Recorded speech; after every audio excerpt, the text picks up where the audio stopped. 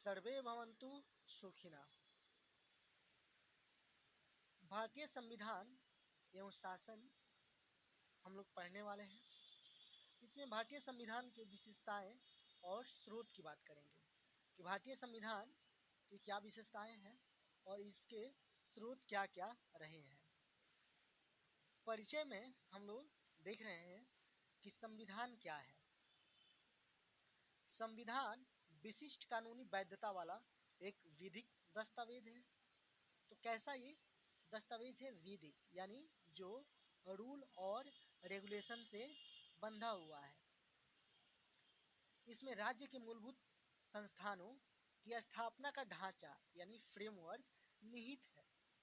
संविधान में ही ये सारी बातें उल्लेखित हैं कि क्या फ्रेमवर्क होना चाहिए यहाँ के संस्थानों का।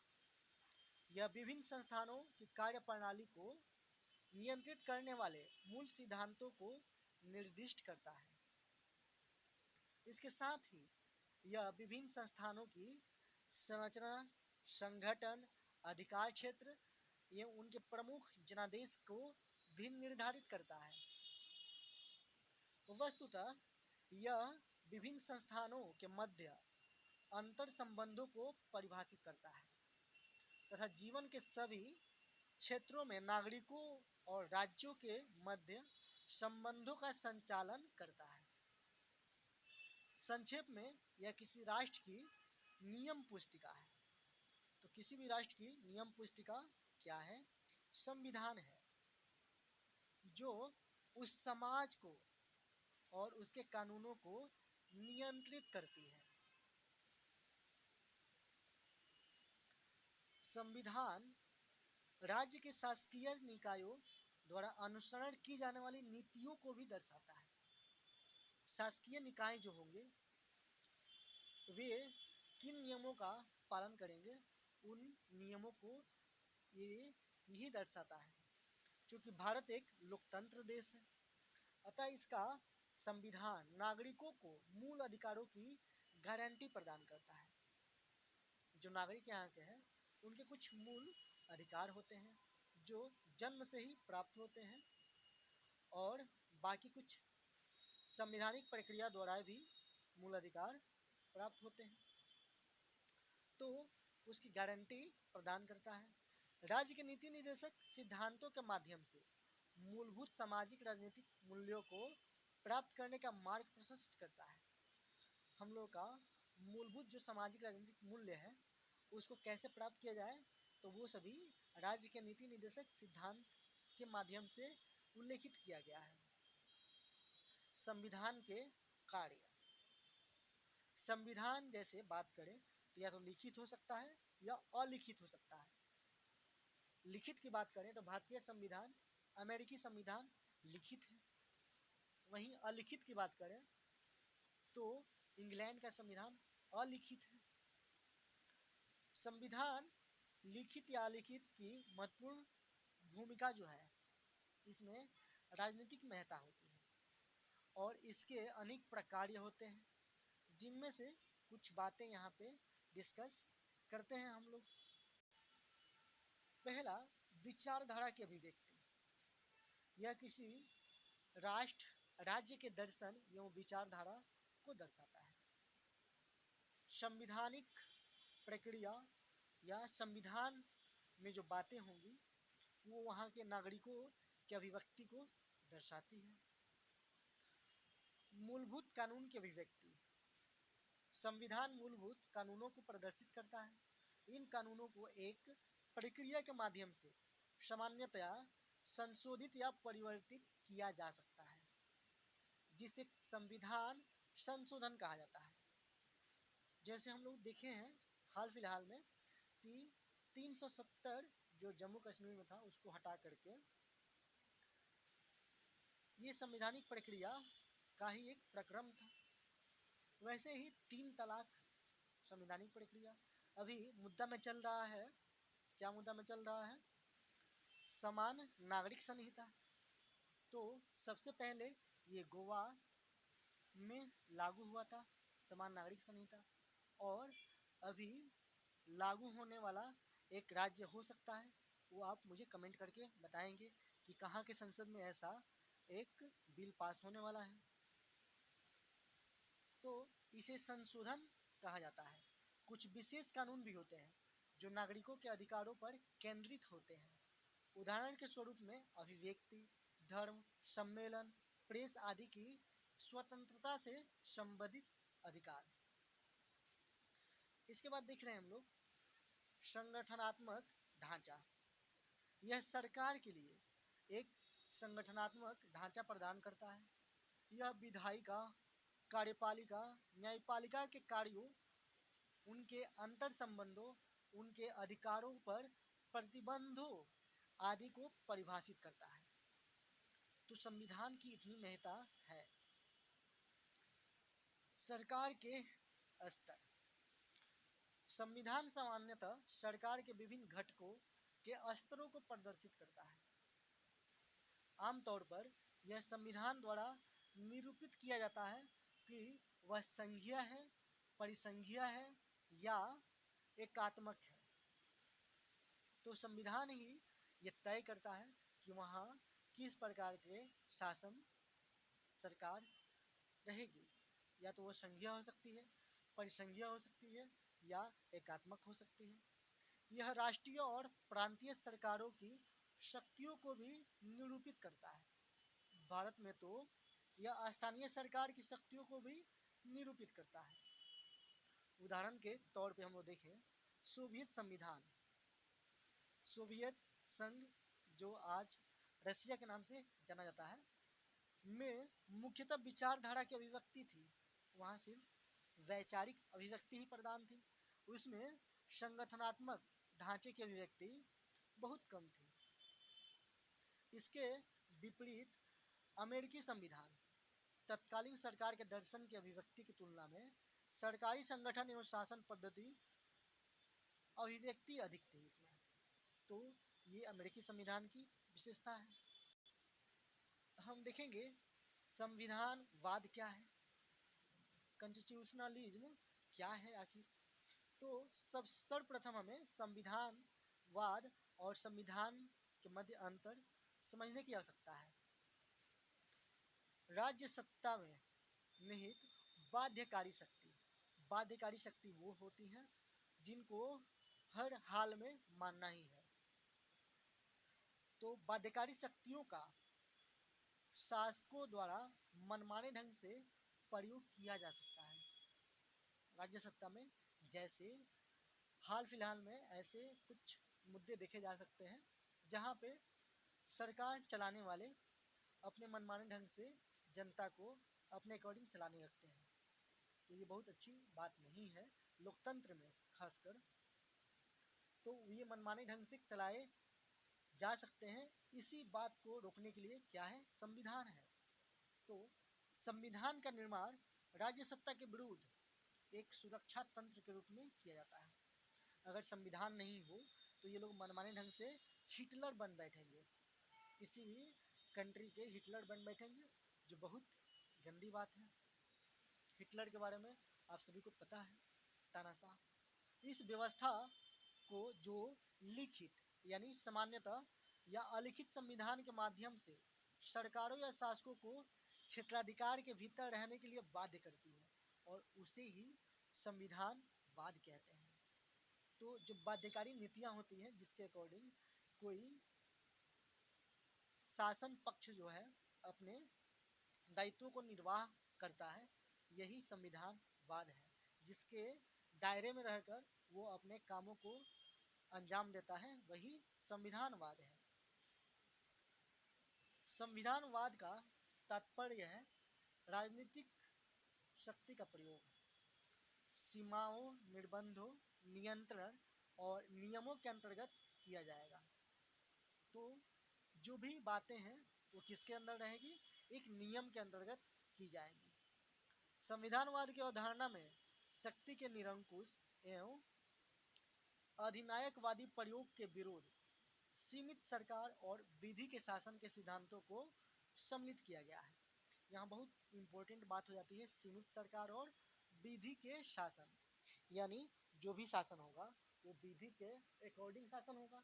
और दूसरी बात कि सरकार जो होगी सीमित होगी, वो बहुत बड़ा रोल प्ले करेगी लेकिन एक दायरे में रह करके। जैसे केसी वेलर और WG एंड्रूज के अनुसार संविधानवाद का क्या अर्थ है, इन बातों को समझें अगर, तो शक्तियों का विभाजन। पहला चीज शक्तियों का विभाजन होना चाहिए। जैसे हम लोग बोलते हैं कि विधायिका, कार्यपालिका और न्यायपालिका, इन तीनों में शक्तियों का विभाजन किया गया है और ऐसा ना हो कि ये शक्तियाँ क्या हो जाए, केंद्रीकृत हो जाए। तो शक्तियों का विभाजन हो, न कि ये केंद्रीकरण के ओर विमुख हो। समाज में बहुमत हितों की स्वीकृति होनी चाहिए। अधिनायकवादी या तानाशाही नेतृत्व की अनुपस्थिति होनी चाहिए। व्यक्तिगत स्वतंत्रता पर न्यूनतम प्रतिबंधों का आरोपण होना चाहिए। अब हम बात करें कार्ल जे फ्रेडरिक के अनुसार की, तो वे कहते हैं कि शक्तियों का विभाजन संविधानवाद का सबसे महत्वपूर्ण आधार है।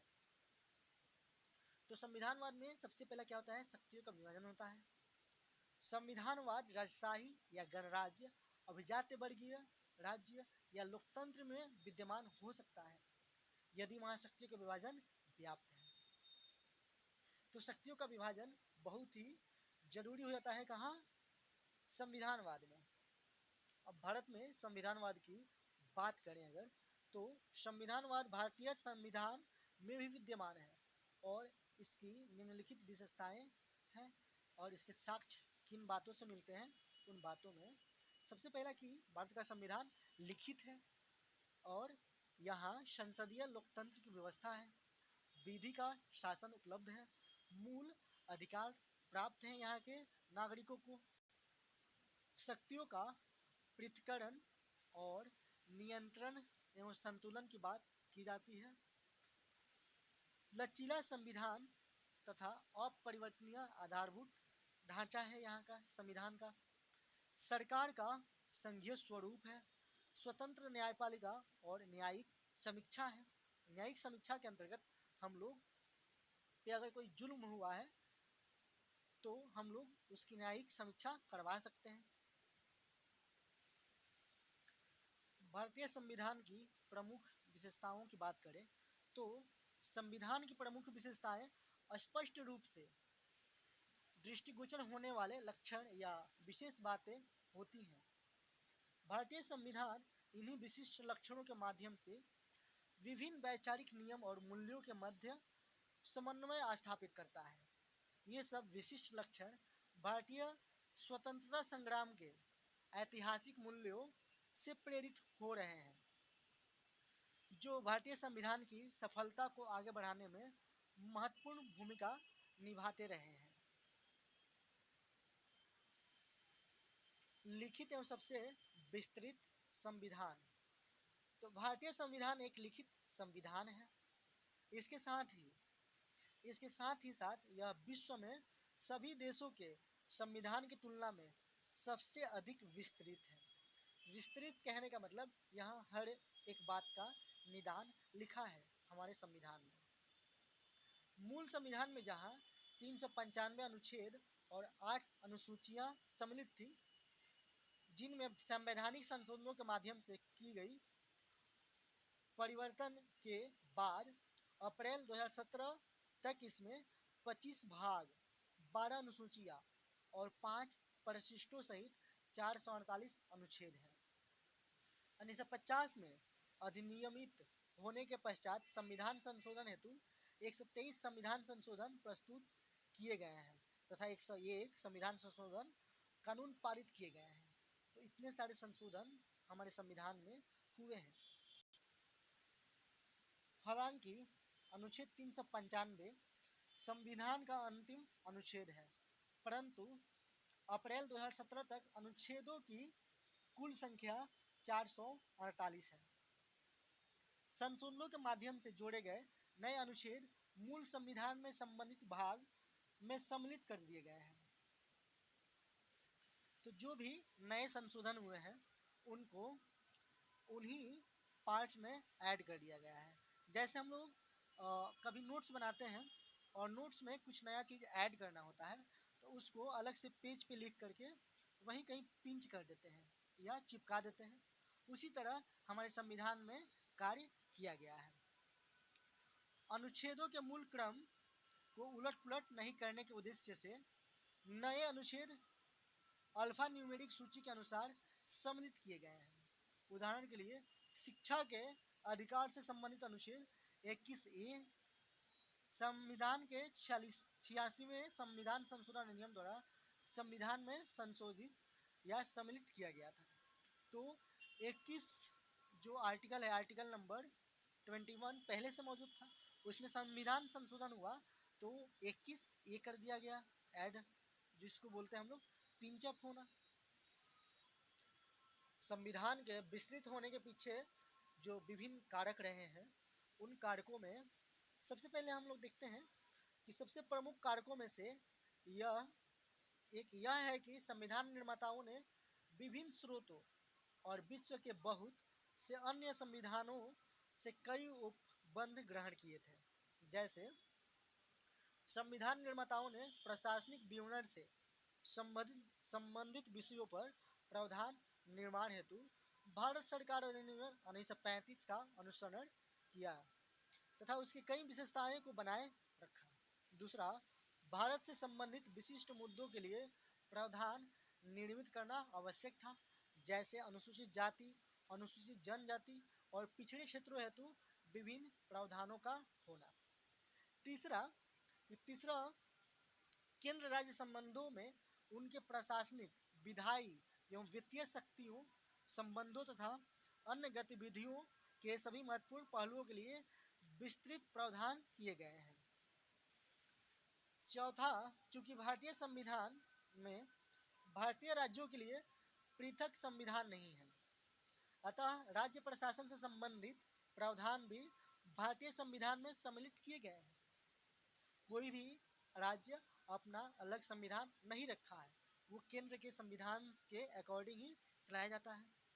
पांचवा, स्थानीय स्वशासी संस्थाओं से संबंधित प्रावधान भी भारतीय संविधान में सम्मिलित किए गए हैं और इसके अतिरिक्त संविधान को आम नागरिकों के लिए सुस्पष्ट बनाने हेतु व्यक्तिगत अधिकारों, राज्य के नीति निर्देशक सिद्धांतों की एक विस्तृत सूची एवं प्रशासकीय प्रक्रिया की जानकारी संविधान में समाविष्ट की गई है। तो ये बहुत बड़ी बात है हमारे लोकतंत्र में। संविधान की नम्यता एवं अनम्यता की बात करें तो इसमें दोनों का समन्वय रूप मौजूद है। भारतीय संविधान विशुद्ध रूप से न तो कठोर या अनम्य है और न ही नम्य या लचीला है। इसमें कठोरता और लचीलेपन का समन्वय है। संविधान के कुछ भागों को संसद के साधारण कानून बनाने की प्रक्रिया द्वारा संशोधित किया जा सकता है। जैसे हम जानते हैं आर्टिकल 368 के अकॉर्डिंग संविधान संशोधित किया जाता है। हालांकि कुछ प्रावधानों में संशोधन तभी किया जा सकता है जब इस उद्देश्य के लिए एक विधेयक संसद के प्रत्येक सदन के कुल सदस्यों तथा बहुमत तथा सदन में उपस्थित तथा मतदाताओं में भाग लेने वाले सांसदों से, तो इसमें भाग लेने वाले सदस्यों के कम से कम 2/3 बहुमत से संसद के प्रत्येक सदन को में पारित होना चाहिए, तो इसमें संशोधन संभव है। साथ ही अगर बात करें तो कुछ ऐसे प्रावधान भी हैं जो उपरोक्त विधि द्वारा संशोधित किए जा सकते हैं, परंतु उन्हें राष्ट्रपति के समक्ष अनुमति लेने के लिए प्रस्तुत करने से पूर्व कम से कम आधे राज्यों का अनुसमर्थन आवश्यक है। यह भी ध्यान दिया जाना चाहिए कि संविधान संशोधन विधेयक जो प्रक्रिया है वो उस पर अनुसमर्थन आवश्यक प्राप्त होना चाहिए और यह भी ध्यान देना चाहिए कि संविधान संशोधन विधेयक लाने की शक्ति जो है केवल संसद में निहित है, राज्य विधानसभाओं में नहीं। तो यहाँ इम्पोर्टेंट बात हो जाता है कि ये जो प्रक्रिया है केवल संसद में लाई जा सकती है, संशोधन की प्रक्रिया।